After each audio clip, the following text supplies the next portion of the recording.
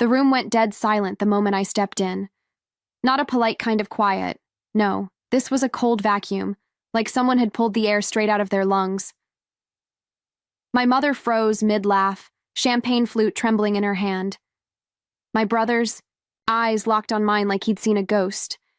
And in a way, he had. The Carter family reunion was never supposed to include me. I wasn't even supposed to be alive. I took one step forward. The heels I hadn't worn in months clicked sharp against the hardwood floor. Aunt June's eyes widened, but not in fear, in recognition. She knew. She had always known. I didn't say a word.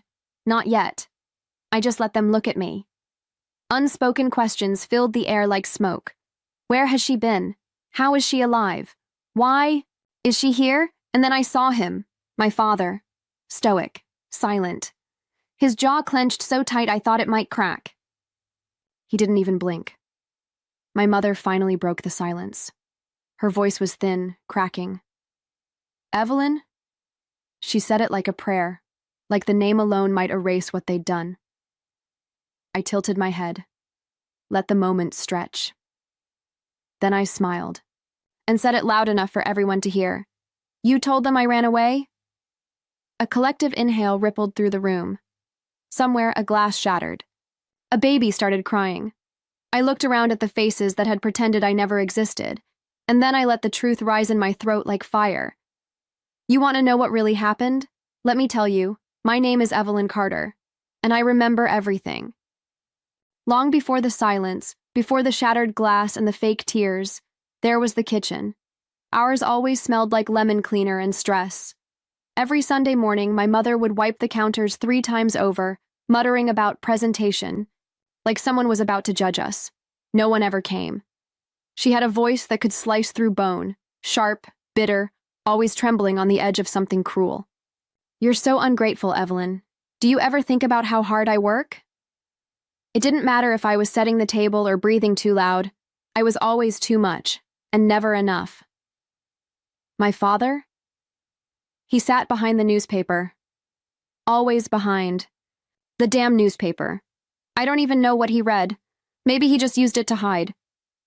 And then there was Ryan, my older brother. The golden one. Quarterback, honors student. Never got grounded, not once. When I stayed out 10 minutes past curfew, I was a problem. When Ryan crashed Dad's car into a mailbox, Mom made cupcakes and called it a growing experience. Wasn't angry back then. Not really. Just tired. By the time I was 19, I had started community college and worked late nights at a diner off Route 12. My shifts ended at 2 a.m. I'd come home dead on my feet, and still get scolded if I forgot. To wipe my shoes. That night. It started with burnt toast and ended with a slap. You're not going to throw your life away like some waitress tramp. That's what she said. Loud, sharp, cruel. I remember my hand shaking as I grabbed my jacket. The porch light flickered, behind me as I walked into the dark. Just a few blocks to clear my head, I told myself. Just breathe. Just breathe. The air was cold. My breath came out in clouds. It was late, quiet, empty streets and the hum of streetlights. My thoughts were loud, though, pounding against my skull. I didn't know that would be the last time I saw my house for almost a year. I didn't know someone I loved would be behind the wheel, and I definitely didn't know they'd all pretend. I was never coming back, but that was before. Before the blood, before the coma, before the lies, before I remembered. I don't remember the sound of the car. I remember the cold, the way it seeped into my jeans, into my shoes. I remember the silence of the street, how empty it all felt. Like I'd walked right off the edge of the world. Streetlights buzzed. Overhead, flickering in and out like they couldn't decide whether to keep shining. My hands were stuffed in my jacket pockets, fists clenched. My mother's words still rang in my ears. You're pathetic, Evelyn. Just like your father's side. I didn't even know what that meant. I just knew it hurt. I turned the corner near the old gas station, the one that had been shut down since I was 10. That's when I saw the headlights. Fast. Too fast. I didn't even have time to move. I felt it, a hot white impact, like getting hit with lightning. My body lifted off the ground, then nothing, just black. When I woke up, everything was wrong. The ceiling was too white, the sheets too stiff, my mouth was dry like sandpaper. There were wires coming out of my arms, beeping machines beside me, a nurse hovering just out of focus. "Hey," she whispered. "You're okay. You're at County General. You've been out a while." I tried to speak. Nothing came out. My throat felt raw, like I'd swallowed fire. "Don't panic," she said gently. "You were in an accident, hit and run, no ID. You've been here almost 3 weeks. 3 weeks. That couldn't be right. Someone would have come by now. Someone had to be looking for me, right?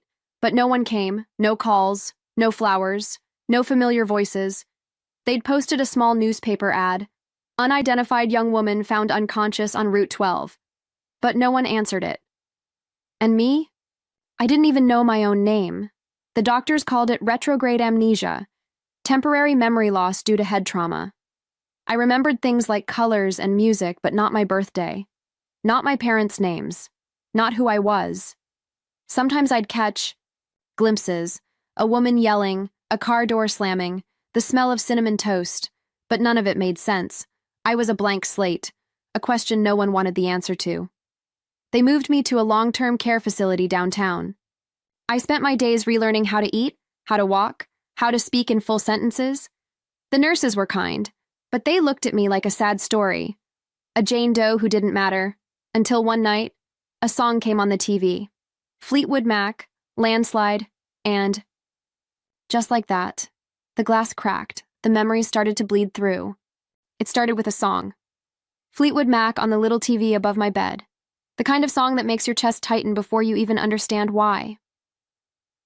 Can I handle the seasons of my life? I don't know what it was.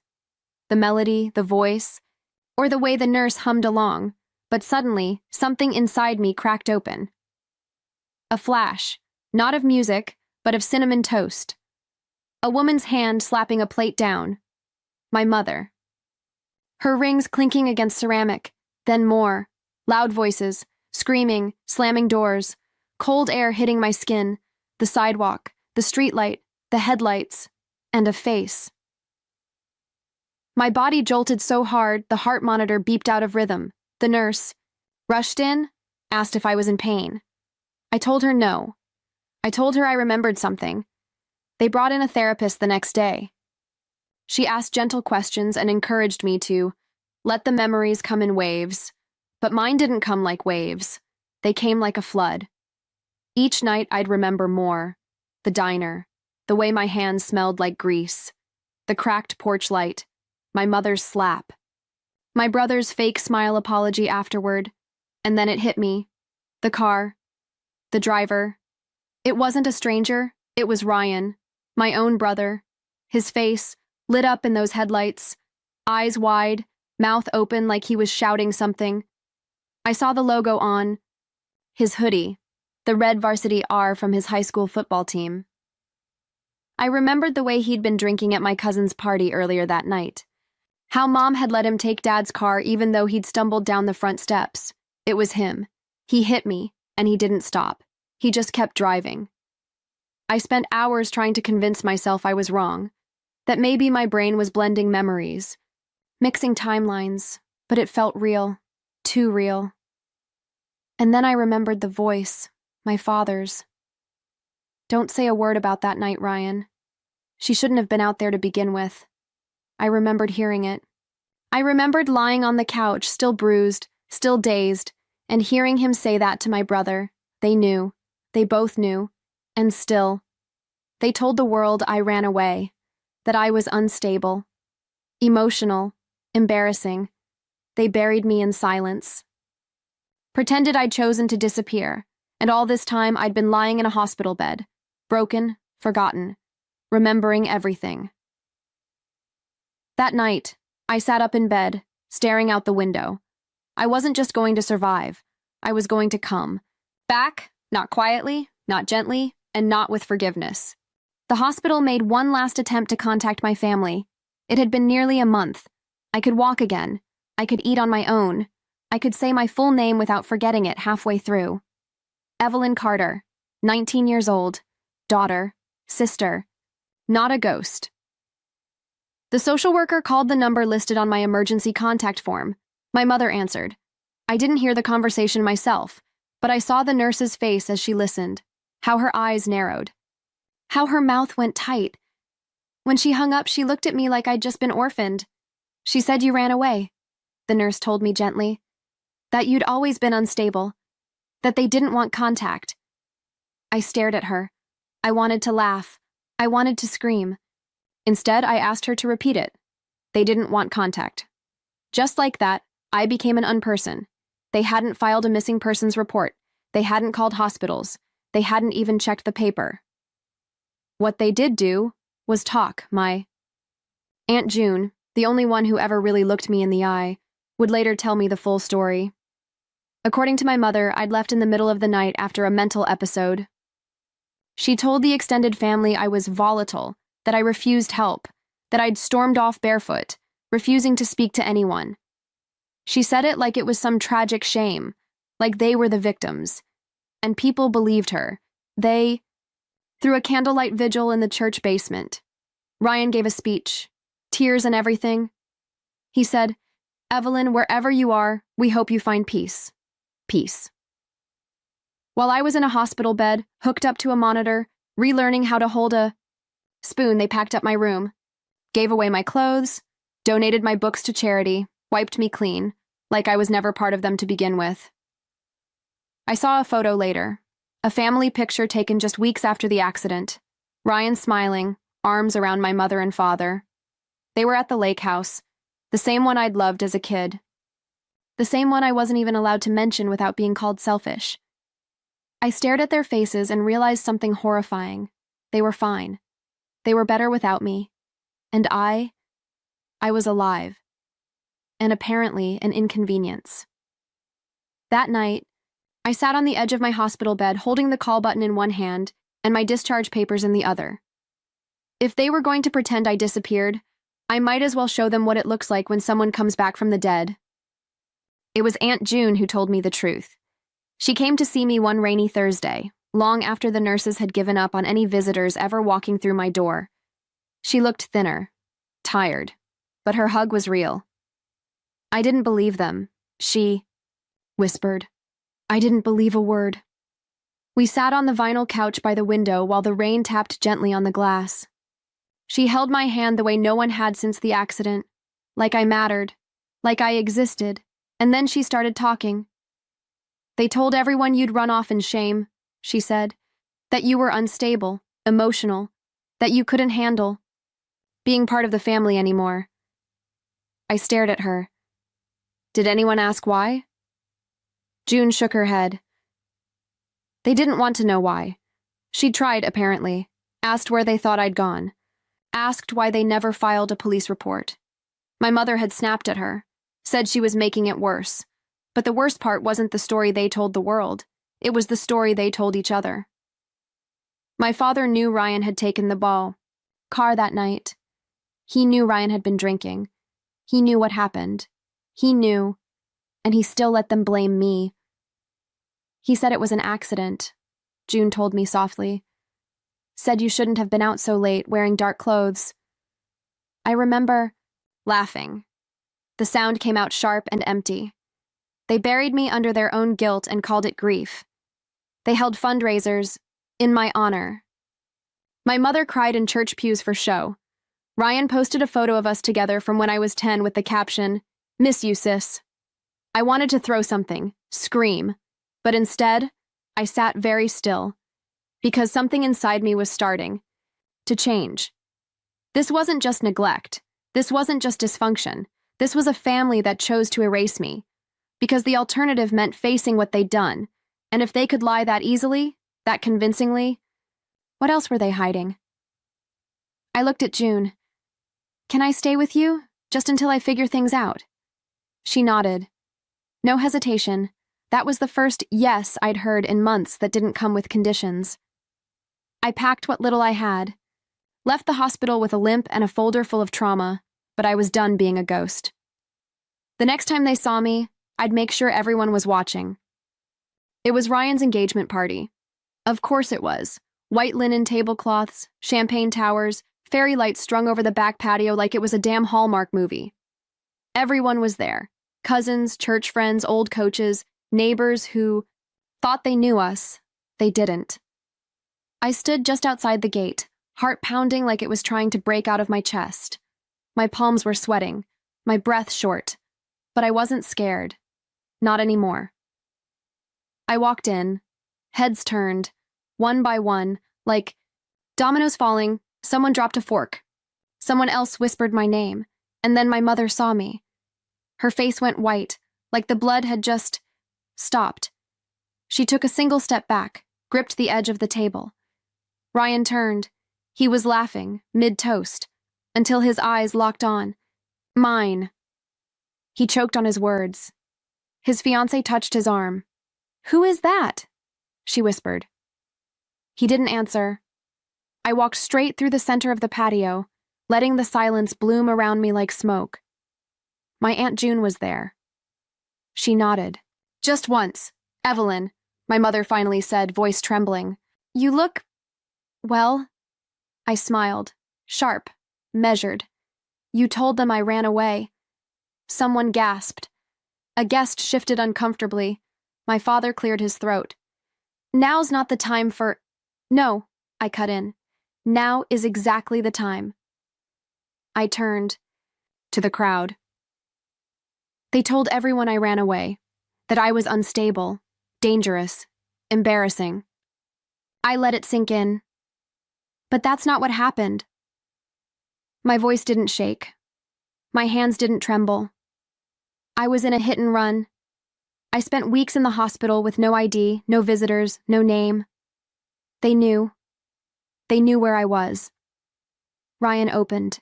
His mouth. "You don't know what you're talking about." "Really?" I said. "Because I remember your face behind the wheel." Dead silence. Someone whispered, "What did she just say?" I remember the hoodie, the party, the smell of beer on your breath. My voice cracked, not from weakness, but rage. And I remember what Dad said. "She shouldn't have been out there anyway." My father stepped forward. "Evelyn, please, this isn't the place." "No," June said. "Let her finish." And then I pulled out my phone. "Would you all like to hear what a cover-up sounds like?" I hit play. The voicemail played loud across the patio. My father's drunken voice, slurred and low. "She's gone. You need to keep your mouth shut. You were drinking, and I can't protect you if this gets out." The room froze. Ryan backed away. My mother covered her mouth. I looked straight at my father. "You didn't lose me. You erased me." And then, to the entire crowd, "This is the family that cried for a daughter they chose to forget." I walked out the same way I came in, alone. But not silent. This time, they heard every word. They say secrets rot from the inside out. Turns out, reputations do too. By the next morning, the voicemail had been forwarded, shared, screen recorded. A church friend sent it to her book club. A former teacher sent it to the school board. It didn't take long. Ryan's coaching job? Gone. Apparently, parents don't like it when the assistant coach is exposed as the drunk driver in a hit and run, especially when the victim was his own sister. The school tried to bury it quietly at first, but someone leaked the voicemail. Local news picked it up. Headline: Family covered up hit and run involving missing teen. My father was called in for questioning. Obstruction, negligence, tampering. He lawyered up. Of course he did. But you can't cross your T's after the house is already on fire. And my mother, oh, she spiraled. She tried to host another vigil, this time for healing. No one came. The neighbors stopped waving. People from church stopped returning her calls. And Ryan, he called me once. Left a voicemail of his own. "You got what you wanted, okay? You ruined us." No. They did that all on their own. All I did was tell the truth. 1 week later, I got a letter in the mail. No return address. Just my name, written in stiff handwriting. Inside was a check, a large one, and a single sentence on a torn slip of notebook paper. I should have protected you. Dad, I didn't cash the check. I framed the note, not because it meant anything, but because it was proof that even cowards know when they've lost. The truth didn't just break them, it hollowed them out. I didn't need revenge. I didn't need a court case. I just needed the silence to end, and when it did, when the lies were stripped down to bone and dust, they had nothing left. I moved 3 states away, new name on the lease, new job at a bookstore that smelled like old paper and second chances. The apartment was small, but it was mine. No yelling, no pretending, no walking on eggshells, just quiet. Every now and then, I'd get emails from old classmates. Is it true? Are you okay? I never answered, because this part of my life, the after, didn't belong to them. It belonged to me. I finished my degree online, started journaling again, found a therapist who didn't flinch when I said, I wasn't missing, I was erased. My aunt sends me postcards, little things, farmers markets, thrift finds, a lemon bar recipe she swears I'll love. She never says much. She doesn't have to, and on my bookshelf, tucked between 2 old novels, there's a photo frame. Inside, a picture of my family, me at 12, Ryan beside me, my mom with her fake smile, Dad standing stiff, like always. I burned the edges, just enough to remind myself it was real, and that I survived it, not to keep the pain, to remember the truth, because the truth didn't just set me free, it rebuilt me. Revenge wasn't the point, freedom was.